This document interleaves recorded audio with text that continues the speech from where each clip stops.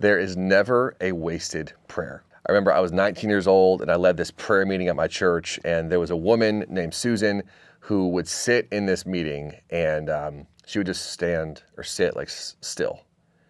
Her head never kind of bobbed, falling asleep. She would just sit there in the same position for like an hour or like an hour and a half. And I'm like, what? This woman's amazing. She has such a deep prayer life. So I went on this trip where I was leading worship, and lo and behold, she was there, and she was picking me and my team up from the airport. And I'm like, I got this woman in the front seat. I'm gonna pound her with questions and figure out, how do you pray? And you're just amazing to me. So I began asking her all these different questions, and she gave me some tips of how to not fall asleep, whatever. But I kind of began to tell her well, for me, I sit down and pray, and I fall asleep, or I get so distracted, or whatever. And she kind of stopped, and she looked at me, and she said, Justin, she's like, there is never ever a wasted time of prayer. And that just struck me so deeply. She's like, even if you fall asleep, even if you're so distracted, do you know how the heart of the Lord is so deeply moved? Because you woke up and you set your mind on him again, because you got distracted, but you set your mind on him again. She said, you're ever going from glory to glory. Christ inside of you, the only hope of your glory, you're ever increasing, becoming more like Jesus. And she ended up by saying this: for friendship's sake alone, he loves that you chose to come before him, even if you fell asleep, even if you got distracted.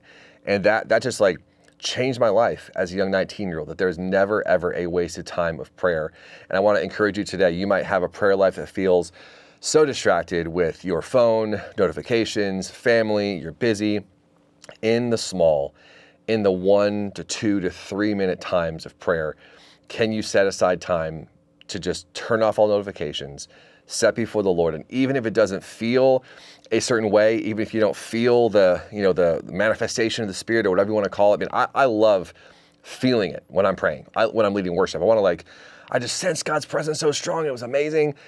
But sometimes it doesn't feel like that. But that doesn't mean it was a waste. So in this moment, can you, right when this video ends, turn your notifications off before you go to school or work or an appointment or whatever it is.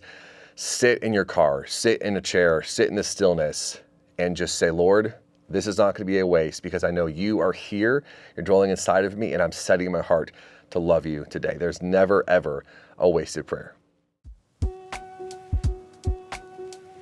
Yeah, I think what sets the Worship Leader Academy apart from pretty much all the other trainings out there is the coaching. Every training has pre-recorded teachings that you watch, and they typically have, once a month you're in a coaching session with, 20 to 200 other worship leaders.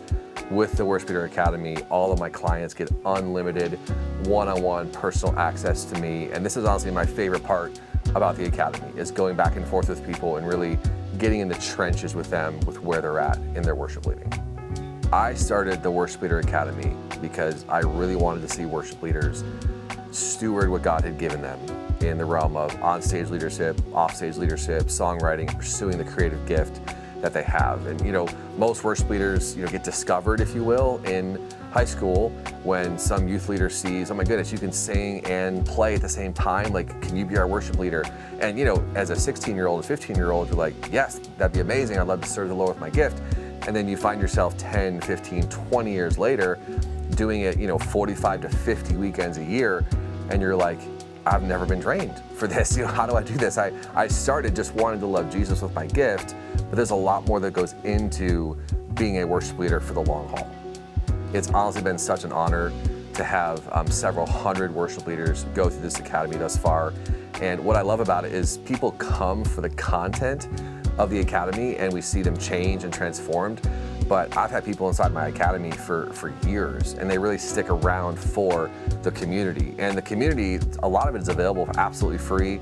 I have a Facebook group, the Worship Leader Academy. I have tons of blogs and on my Instagram and on my YouTube channel where you can literally take action and begin to transform as a worship leader today for free.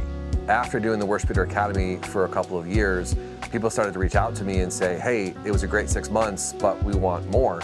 And so I created a second program, kind of a stepping stone next level to something called Journey, which then brings in 3 hours a month of co-writing on Zoom. So we have Zoom groups all over the world, people co-writing worship songs together. And then they begin to say, we want to record these songs. So I was like, I guess I have to create something else. And so Kind of our signature program right now is called Recharge. It's held once a year with 10 people. We eat amazing food together, we hang out, we have times of worship and prayer, and then each person records a song, and this song is literally, gets to a point where it's ready to upload to Spotify right from this event called Recharge.